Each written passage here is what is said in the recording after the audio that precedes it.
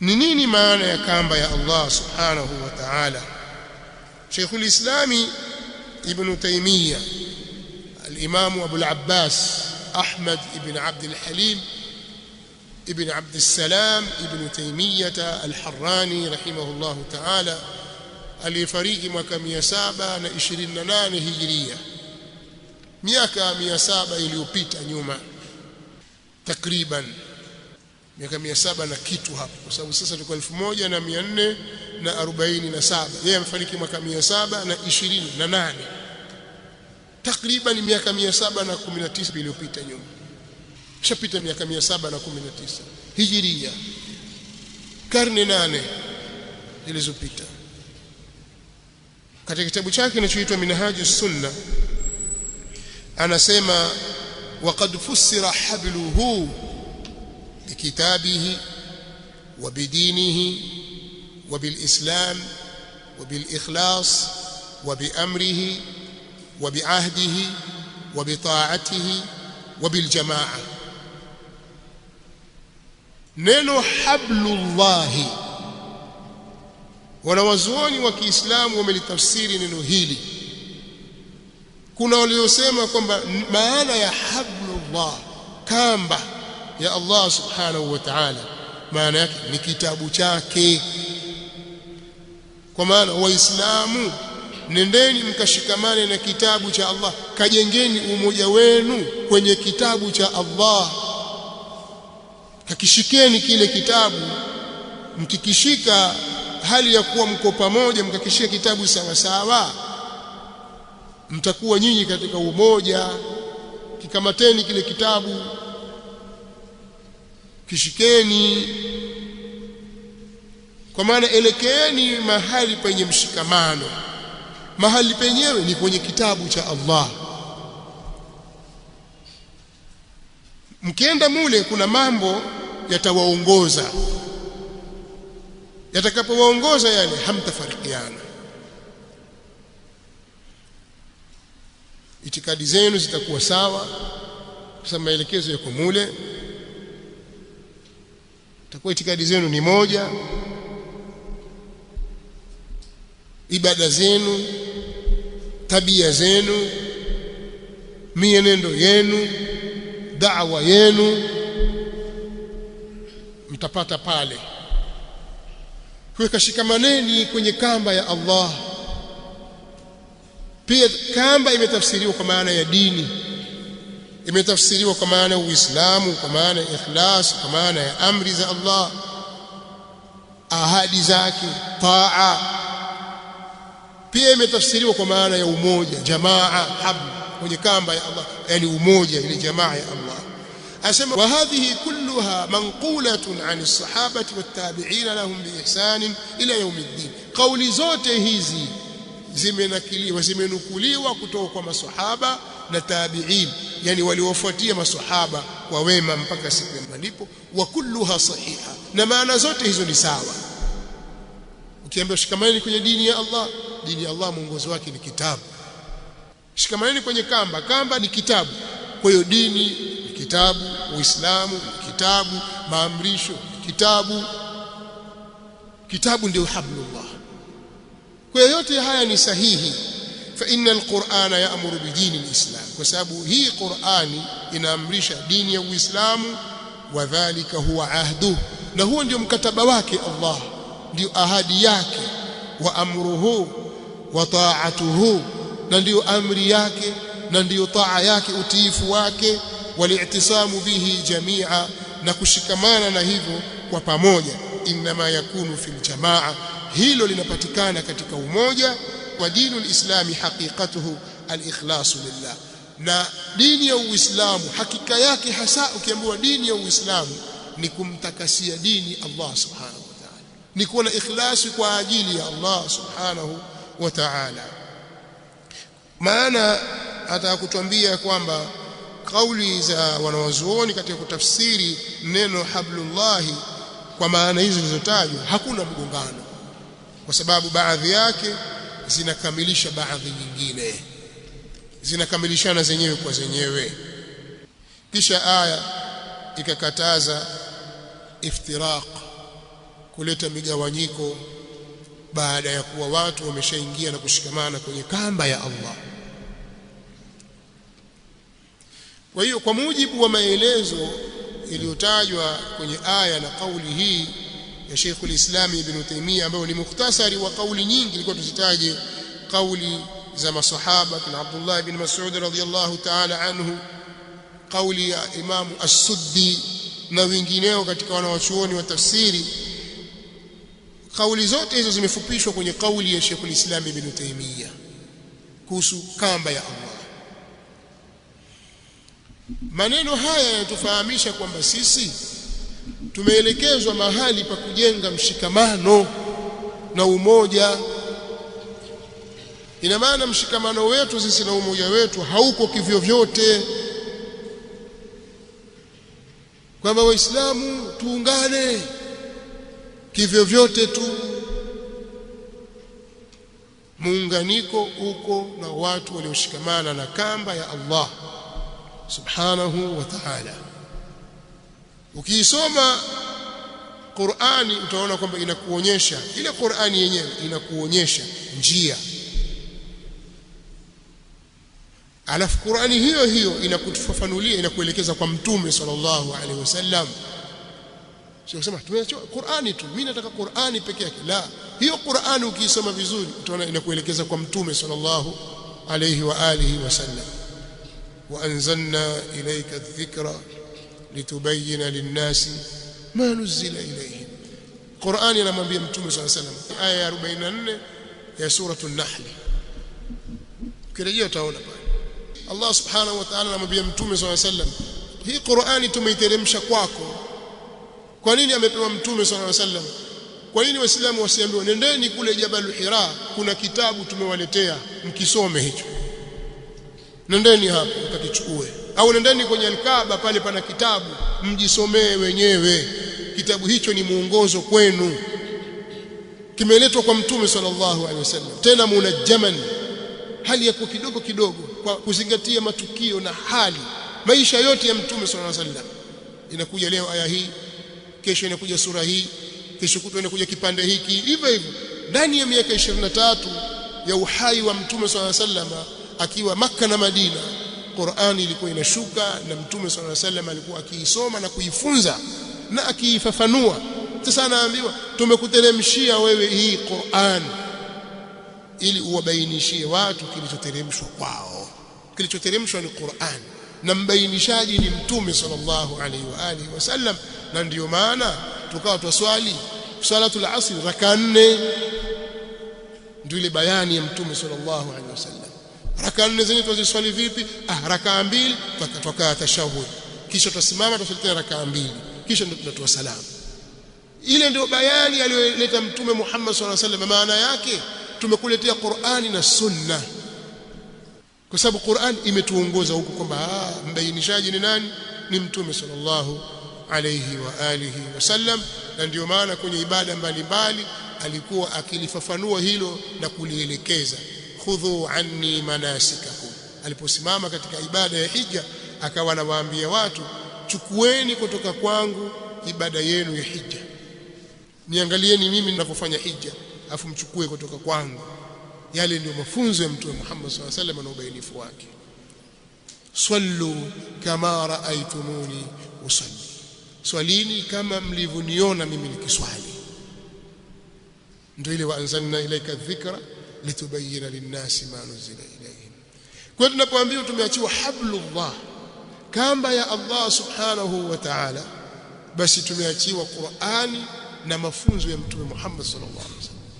Na hiyo Qur'ani ndio inotuelekeza kwa Mtume sallallahu alaihi wasallam atuambie, waambie watu wa qul hadhihi sabili ad'u ila Allah ala basirati ana wa man ittaba'ani wa subhanallahi wa ma ana minal mushrikeen. Qur'ani ndio inatuambia Mtume sallallahu alaihi wasallam awaambie watu, wawafikishie, wa anna hadha sirati mustaqiman fattabi'uhu wa la tattabi'us subula fatafarraqa bikum an sabili.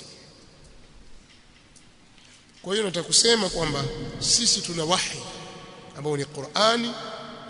Qur'ani hii imetubainishia kwamba kuna kitu kingine ni mtume sallallahu alaihi wasallam ambaye ni mafunzo yake aliyotuachia sallallahu alaihi wasallam. Lakini pia Qur'ani hii yatuambia kuna njia ya waumini yafaa kuzingatiwa, si jambo la kupuuzwa.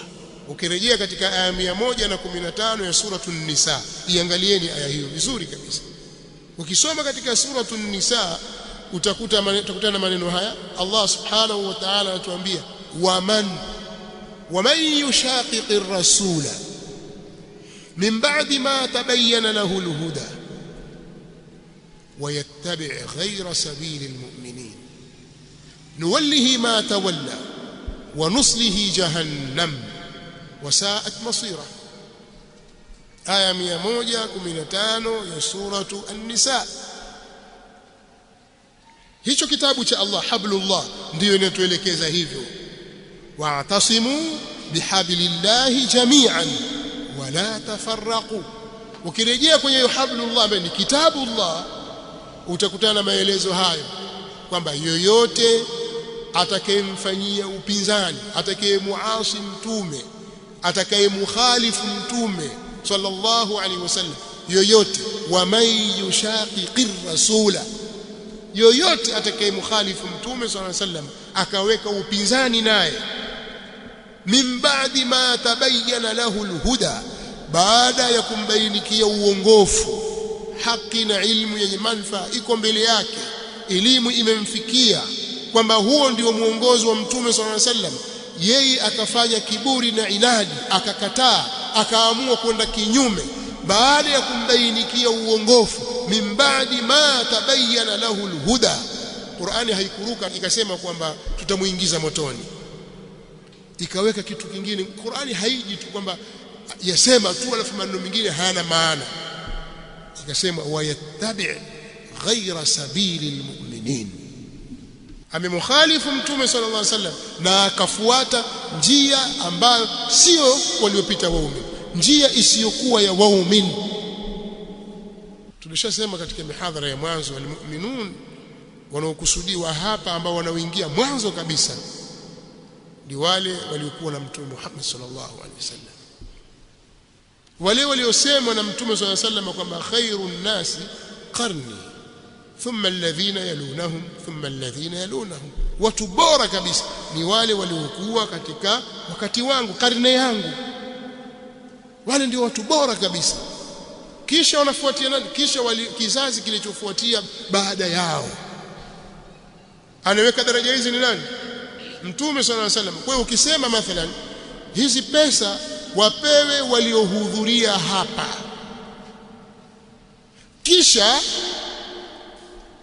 wale wanaoishi jirani na hapa, kisha wale watakaoishi mbali na hapa, utaratibu ni kwamba tunaanza na hawa waliokuwepo hapa, ndio daraja ya kwanza. Kwa hiyo kama zitagawiwa hapa zikaisha hapa hapa, hao wengine basi, zikibakia tutawaangalia wale waliokuja sehemu ya pili. Yote yanataka kuwafafanulia kwamba huu ubora unaotajwa hapa unawaanzia wao, kwa wale watu walioishi katika enzi za mtume Muhammad sallallahu alaihi wasallam, kizazi kilichokuwepo wakati ule, wale ndio watu bora kabisa. Wakisifiwa waumini kwa sifa njema, wao wanaingia mwanzo, kisha waliokuja baada yao, kisha ndio wale waliokuja baada yao. Riwaya inaonyesha kwamba vimetajwa vizazi vitatu. Baada ya kile cha kwanza kuna vizazi viwili. Kuna riwaya nyingine inasema hapana, baada ya kizazi hiki cha kwanza kuna vizazi vitatu vingine mbele. Alhasil ni kwamba tunataka kusema waumini, mtu atakapoikhalifu njia ya waumini, kwa shala kumbe kumkhalifu mtume sallallahu alaihi wasallam, alafu kuna njia ya waumini, na njia hii haitofautiani na njia ya mtume sallallahu alaihi wasallam, bali inaifafanua zaidi.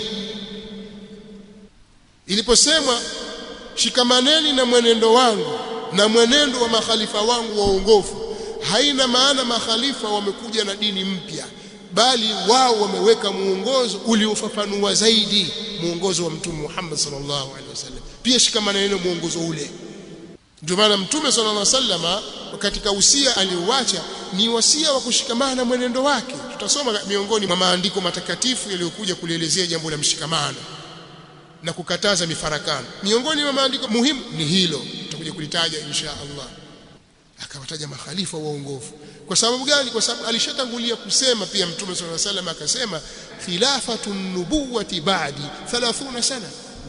Ukhalifa na uongozi uliokuwa katika mfumo wa kiutume utakaokuja baada yangu ni miaka 30.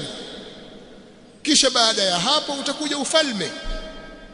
Na kweli ukihesabu miaka waliokaa makhalifa waongofu wale wanne, yani Abu Bakr as-Siddiq na Umar al-Faruq na Uthman dhun-Nurayn na Ali Abu al-Hasanain radiyallahu ta'ala anhum, pamoja na Al-Hasan ibn Ali katika miezi yake 6, unapata miaka 30 kamili. Kwa khilafatu an-nubuwati ba'di 30 sana, hadithi sahihi, miaka 30. Qur'ani ndio hablullah, na ukiisoma hablullah kwa umakini kabisa utaona inakuelekeza kwa Mtume Muhammad sallallahu alaihi wasallam, inakuelekeza kwa wema waliotutangulia. Aya hii 115 na kadhalika aya 100 ya suratu at-Tauba.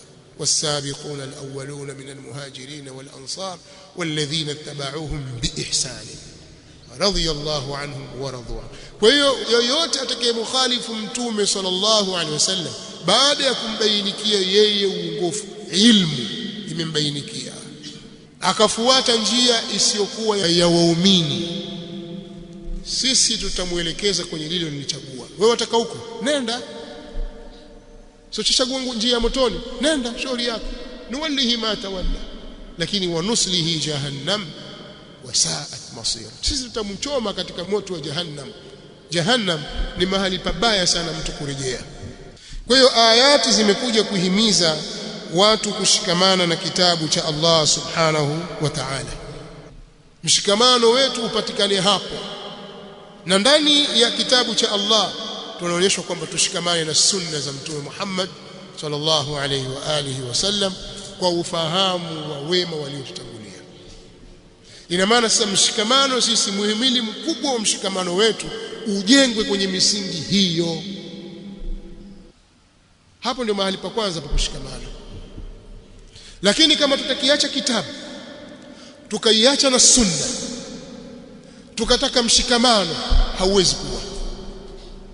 Hata kama viwiliwili vyetu vitaonekana viko pamoja, tuko wengi misikitini, tuko wengi tunapokwenda hija, mamilioni au maelfu ya Waislamu wamekusanyika kwenye viwanja vya Mina, viwanja vya Arafa, wamekusanyika katika Al-Kaaba, lakini mshikamano hauko kwenye msingi huu.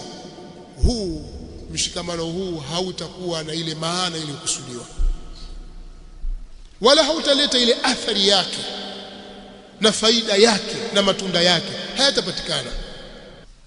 Ina maana sasa tutakuwa sisi tunataabika tu kukusanya makundi ya watu, lakini hayako pamoja. Mshikamano uliojengwa katika msingi huu wa kitabu cha Allah na sunna za Mtume Muhammad sallallahu alaihi wasallam ukawa umeongozwa kwa nuru hii, athari yake inarudi kwenye mioyo yetu. Kwanza nyoyo zetu zitapendana, zitakuwa pamoja. Kwa nini? Kwa sababu ndio matokeo ya mshikamano. Wa'tasimu bihablillahi jami'an wala tafarraqu wadhkuru ni'matallahi alaykum idh kuntum a'da'an, alafu akasema fa'alafa baina qulubikum. Kwa kuwa tushapata muongozo wa Qur'ani na as-sunna za Mtume Muhammad sallallahu alaihi wasallam, moja kwa moja mafungamano ya nyoyo zetu yatapatikana, moja kwa moja nyoyo zetu zitaungana, nyoyo zetu zitapendana, zitakuwa katika hali ya kuaminiana na kuheshimiana, kwa sababu sote sisi tumeongoka kwa muongozo wa kitabu cha Allah na sunna za Mtume Muhammad sallallahu alaihi wasallam. Allah subhanahu wa ta'ala yualifu baina alqulub, nyoyo zinaingia kwenye mafungamano, zinaingiana namna hii. zinashikamana. Wewe na ndugu yako mko kitu kimoja kabisa barabara. Na mshikamano wa nyoyo zetu athari yake inakuja mpaka kwenye viwiliwili vyetu. Athari yake inakuja katika mielekeo yetu, katika mitazamo yetu. Ninachokitazama mimi ndicho ninachokitazama wewe. Sote tunatazama mahali pamoja. Tunatazama ad-darul akhirah, tunatazama akhirah sisi. Tunamtazama Allah subhanahu wa ta'ala. Nyoyo zetu zimeoana. Al-arwahu junudun mujannada fama ta'arafa minha talaf wama tanakara minha ikhtalaf. Mtume sallallahu alayhi wasallam katika hadithi sahihi ana Aisha radhiyallahu ta'ala anha عند البخاري تعليقا anasema roho ziko makundi mengi, zimeumbwa makundi kwa makundi, majeshi kwa majeshi. Zilizojuana katika khairi zinaungana na zile ambazo hazikujuana katika khairi zinatofautiana. Maadamu wewe khairi yako waichukua kwenye kitabu cha Allah na sunna za Mtume sallallahu alayhi wasallam mukhlishan lahu ad-din, basi na ndugu yako ambaye iko mfano wako, hata kama wewe humjui, hata kama sio kabila lako, hata kama hatoki kwenye nchi yako, hata kama asili zenu ni tofauti, wewe ni Mwafrika, yeye ni mzungu au ni Mwarabu au ni Muhindi au ni Mchina au ni Mturuki, haijalishi, maadamu masdari yenu at-talaqi ni moja, mnaongoka kwa mwongozo mmoja, mnajikuta mnapendana, mnakuwa kitu kimoja. Pengine lugha yenu ikawa ni lugha ya ishara tu, kwa kuwa hamuelewani lugha zenu, lakini kwa kuwa mioyo yenu tayari imekunywa katika vyanzo vimoja, basi mtaelewana tu na mtakuwa kitu kimoja na mtasaidiana. Huu ndio umoja aliotaka Mtume Muhammad sallallahu alaihi wa alihi wasallam. Huu ndio umoja na mshikamano alioujenga na kuutumikia Mtume Muhammad sallallahu alaihi wasallam kwa muda mrefu. Na kwa Mtume sallallahu alaihi wasallam alitoa juhudi kwenye hili na akazijenga sababu za kufanya hivyo. Allah akamtia nguvu katika hilo. Huwa alladhi ayyadaka binasrihi wa bilmu'minin. Allah subhanahu wa ta'ala ndiye aliyekutia nguvu wewe kwa sababu ya nusra yake au kwa kupa nusra yake, na akakutia nguvu kwa waumini pia. Wa alafa baina qulubi, na Allah akaziunganisha baina ya nyoyo zenu. Law anfaqta ma fil ardi jami'an ma alafta baina. Law wewe Muhammad ungetoa vitu vyote vilivyopo katika hii ardhi, usingeweza kuziunganisha nyoyo zao.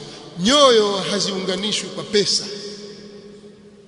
nyoyo haziunganishwi kwa mali na kutoa vyeo na mambo ya kilimwengu. Nyoyo zinaunganishwa kwa kuletwa katika masdari moja ya kiimani kwenye kitabu cha Allah subhanahu wa ta'ala na sunna za Mtume Muhammad sallallahu alayhi wa alihi wasallam. Na hilo ni jambo alilofanya Mtume sallallahu alayhi wa alihi wasallam. Wao ukiona watu wamesifiwa kwa sifa hizo zilizotajwa kwenye Qur'ani, usije kuona ni jambo la kimaskhara, ni jambo kubwa limefanyika na nguvu kubwa itakikana iwekezwe hapo. Lakini nyoyo kama hazikuungana, tukawa tumeunganisha vichwa na viwiliwili vyetu, tukawa hapa tuko pamoja, lakini kila mmoja anailani itikadi ya mwenzie na kuiona itikadi hiyo ni potofu, sawa, kwa sababu vyanzo vya kuchukua taarifa na imani ni tofauti. Wewe dini yako waichukua kutoka wapi? Huyu achukua kutoka kule na yule achukua kutoka kule, huyu achukua mashariki, yule magharibi, yule ana uelewa wake na yule ana uelewa wake. Mungu ninayemwamini mimi si Mungu ninayemwamini wewe. Nyoyo haziwezi kuungana, tutakuwa tumeunganisha viwiliwili. Na hiyo ndiyo sifa ya Mayahudi walipoiacha Taurati ya Musa. Taurati, inna anzalna at-taurata fiha hudan wa nur yahkumu biha an-nabiyyuna alladhina aslamu lilladhina hadu warabbaniyun. Allah subhanahu wa ta'ala asema sisi tumeiteremsha Taurati, inna anzalna at-taurata fiha hudan wa nur. Ndani ya Taurati kuna huda na kuna nur, kuna ilmu yenye manufaa pale na kuna mwangaza, nuru. Mayahudi walioletewa Taurati, ambayo imeletwa kwa Nabiiullah Musa alayhi salatu wassalam. Na katika sifa ya Taurati ni kuwa Allah subhanahu wa ta'ala kataba at-Taurata biyadihi jalla wa ala. Allah aliandika Taurati kwa mkono wake. Musa akakabidhiwa Taurati. Mayahudi waliacha Taurati, miongozo yao wakaichukua nje ya Taurati, wakakhtalifiana. tahsabuhum jami'an wa qulubuhum shatta dhalika biannahum qaumun la ya'qilun. Unaona, utawadhania hao wako pamoja ili hali nyoyo zao ziko tofauti, kwa sababu wao ni watu wasiofahamu, hawana akili. Kumbe mikusanyiko au umoja ukiwa ni wa viwiliwili, si wa nyoyo, ni umoja mbaya na ni sifa za watu wasio na akili. Sasa vipi tutakuwa sisi na sifa kama hiyo? Sisi tutakuwaje na sifa ya aina hiyo, na hali ya kuwa tumeteremshiwa Qur'an? Dhalika alkitab la raiba fihi hudan lilmuttaqin alladhina yu'minuna bilghaib wa yuqimuna as-salah wa mimma razaqnahum yunfiqun والذين يؤمنون بما أنزل إليك وما أنزل من قبلك وبالآخرة هم يوقنون أولئك على هدى من ربهم وأولئك هم المفلحون. الله سبحانه وتعالى anatueleza kuhusu kitabu hiki, dhalika alkitab, kitabu hicho kitukufu hicho, la raiba fihi, hakina shaka ndani yake, hudan lilmuttaqin, ni muongozo kwa watu muttaqin, watu wenye hofu ya kumwogopa Allah, wenye ucha Mungu. Ni kina nani hao? Wale wanaomwamini Allah ili hali hawamuoni kwa ghaibu, hawajamuona lakini wanamuamini yeye, na wanasimamisha swala kwa masharti yake, kutimiza masharti yake na nguzo zake na nyajibu zake, na kutimiza sunna zake kwa kulinda wakati wake. Na katika yale tuliyowapa wao wanatoa, hawalimbikizi, wanawasaidia wengine, wanatoa zaka. Wale wanaoamini yaliyoteremshwa kwako na yaliyoteremshwa kwa wale waliokuwa kabla yako, Taurati, Injili, Zaburi, wanaziamini pia hizo. Suhufi Ibrahima wa Musa wanaamini, na akhira pia wanaiamini, wanayakini nayo kama vile waliwahi kuiona, wanayakini. Hao muongozo wao kwa Mola wao, ulaika ala hudan, hao wako juu ya uongofu, kipando chao ni uongofu, usafiri wao wale usafiri wamepanda juu ya uongofu. Ulaika ala hudan min rabbihim, wao katika uongofu, juu ya uongofu. Muongozo huu umetoka kwa Mola wao, wa ulaika humul muflihun. Kwa hiyo yoyote anayetaka uongozi na uongofu nje ya Qur'ani hawezi kuwa katika uongofu. Yoyote anayetaka mshikamano na umoja kwa isiyokuwa Qur'ani, kwa isiyokuwa muongozo wa Qur'ani, hawezi kuwa katika hali ya umoja, hawezi kufikia umoja huu. Tutarudi kule kule kwenye umoja waliosifiwa nao ahlul kitab, Mayahudi bil khusus. Utawadhania wao wako pamoja, lakini nyoyo zao ziko tofauti. Tahsabuhum jami'an wa qulubuhum shatta. Asimama huyu anatakiri kwamba kuna rabbus samawati ala al-arsh istawa, kwamba ukimuuliza man rabbuka aina rabbuka, anasema fi as-samaa au ala al-arsh istawa, ajua kwamba Mola wake yuko juu ya arsh, juu ya viumbe vyote, Allah subhanahu wa ta'ala. Na huyu mwingine anakanusha kabisa Qur'ani kwamba hakuna Mungu huko juu, wala haifai kuuliza iko wapi, haifai. Na kauliza swali hilo Mtume, kauliza Mtume swalla sallam mwenyewe, aina Allah. Mwingine kwamba haifai kuuliza aina Allah, haifai. Unajua wana falsafa walieleza kwamba wao kwako chanzo chake cha taarifa na za dini anazichukua kutoka kwa wana falsafa mutakallimun. Haifai kabisa kusema Allah yuko wapi, haifai kabisa, kwa sababu Allah yeye hana mahali wanasema hivyo. Kwa imani zetu ziko tofauti juu ya Allah tu yuko wapi. Je, hii ni sifa yake au si sifa yake? Tukhtalifiana kuhusu yeye Allah, na hali ya Qur'ani imebainisha, sunna imebainisha, na masahaba wakaamini na wakaeleza walichokiamini na waliofuatia baada yao kisha waliokuja baada yao, mpaka zilipodhihiri fikra za wanafalsafa. Kwa hiyo nataka kurudi katika maudhui hii kwa kusema kwamba aya inatuelekeza mahali pa mshikamano. Labda nitoe ushahidi mwingine wa kwenye sunna za Mtume sallallahu alaihi wa alihi wasallam. Al-Imam Ahmad rahimahullah, katika wale wanazuoni wa madhehebu nne, iko mwanachuoni mmoja akiitwa Abu Abdullah, kunia yake Ahmad ibn Muhammad ibn Hanbal al-Shaybani, katika wanachuoni wakubwa pale Baghdad enzi hizo.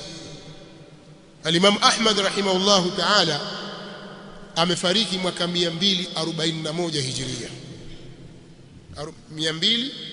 241 Hijria, iko ndani ya karne ya tatu. Vile vizazi vitatu bora, zile karne tatu, yeye alikuwepo katika wakati ule. Ahmad ibn Muhammad ibn Hanbal al-Shaybani, shekhe wake al-Imam al-Bukhari mwenye sahih al-Bukhari, katika mashekhe wake wakubwa ni Ahmad bin Hanbal. Na huyu katika wanafunzi wakubwa wa al-Imam Shafi'i, Muhammad bin Idris al-Shafi'i rahimahullah. Muhammad bin Idris al-Shafi'i alipoishi pale Iraqi na kusoma, alikwenda kusoma kwa al-Imam Abu Yusuf al-Qadhi, mwanafunzi wa al-Imam Abu Hanifa. Alisoma Madina kwa al-Imam Malik, akakaa muda aliokaa mpaka amefariki Imam Malik, akahamia Baghdad akasoma kwa wanafunzi wa al-Imam Abu Hanifa. Katika hao, kwa sababu mwaka aliofariki Abu Hanifa ndio mwaka aliozaliwa al-Imam Shafi'i, 150 Hijria. Abu Hanifa anafariki, Shafi'i anazaliwa 150, mwaka 150 Hijria.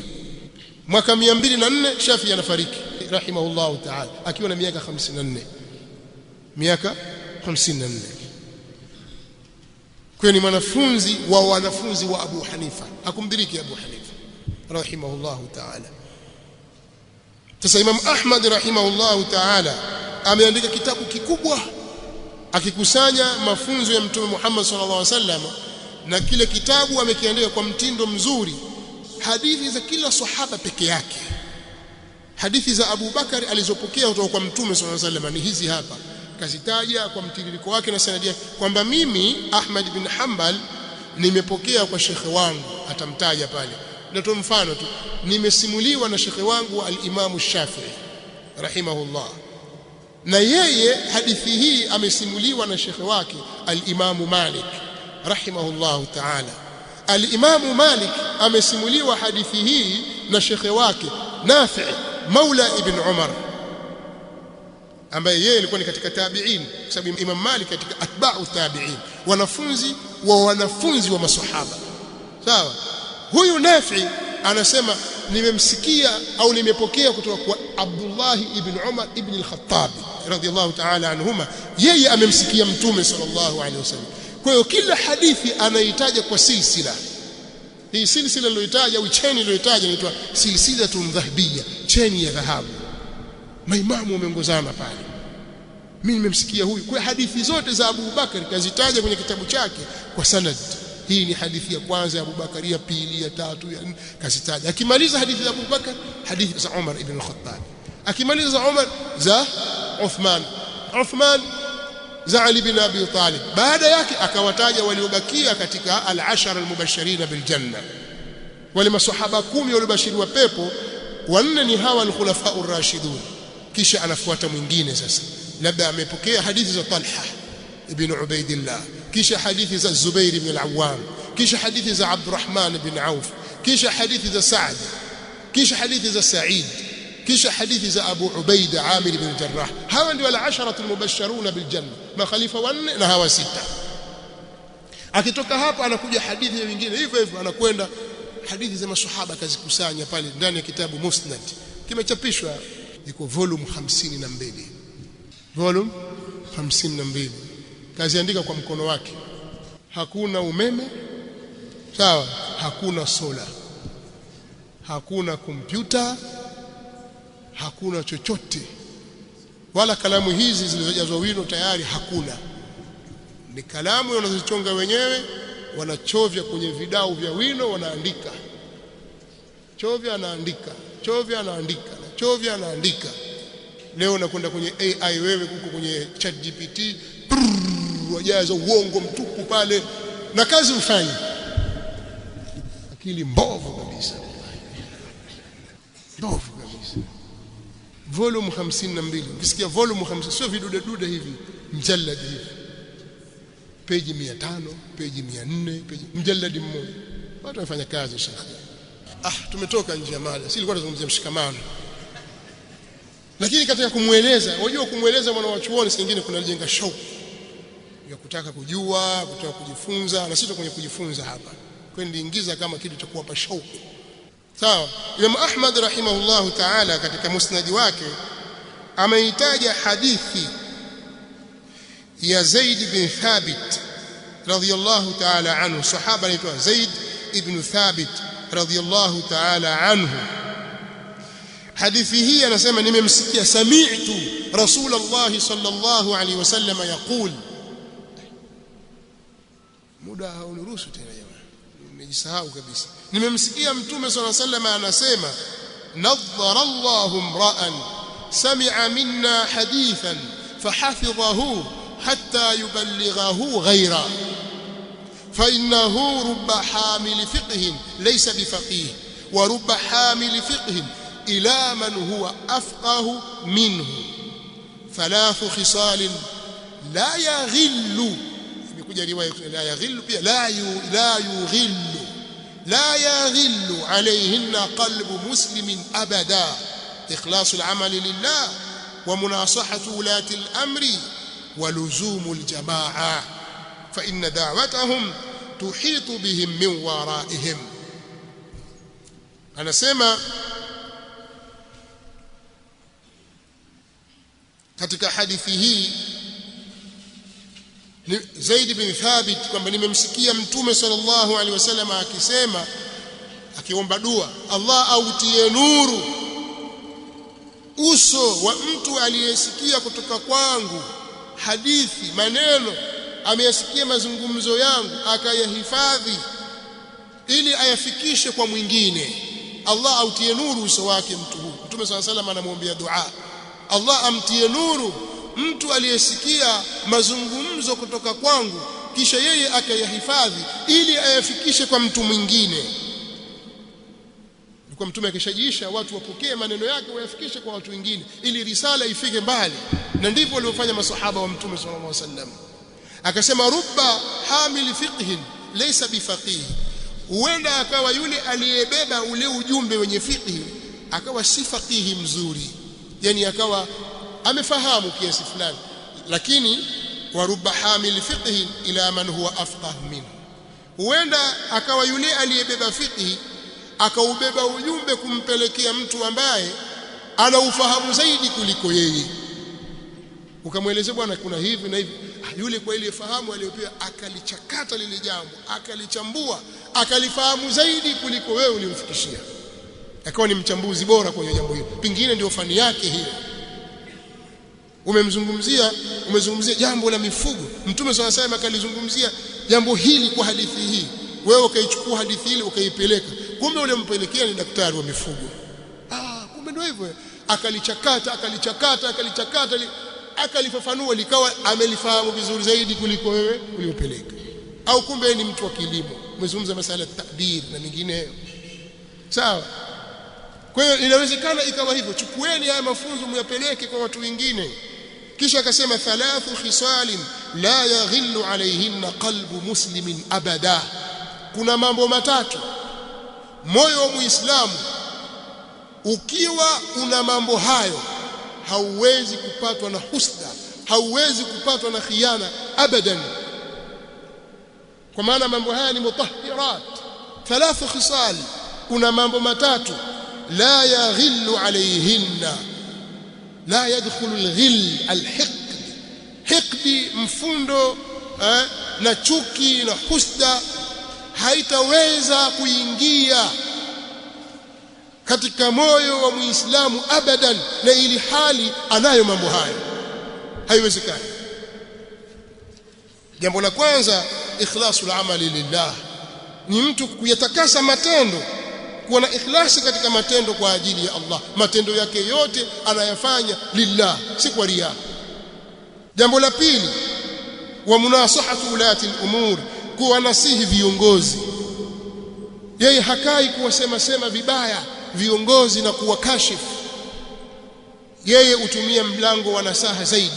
Mtu huyu moyo wake hauwezi kupatwa na hikma na chuki na husda. Waluzumu aljamaa, na kulazimiana na jamaa mahali pa ushahidi. Kuonyesha Mtume sallallahu alaihi wasallam katika mafunzo yake akiwanasihi sana na kuwahimiza Waislamu washikamane na aljamaa.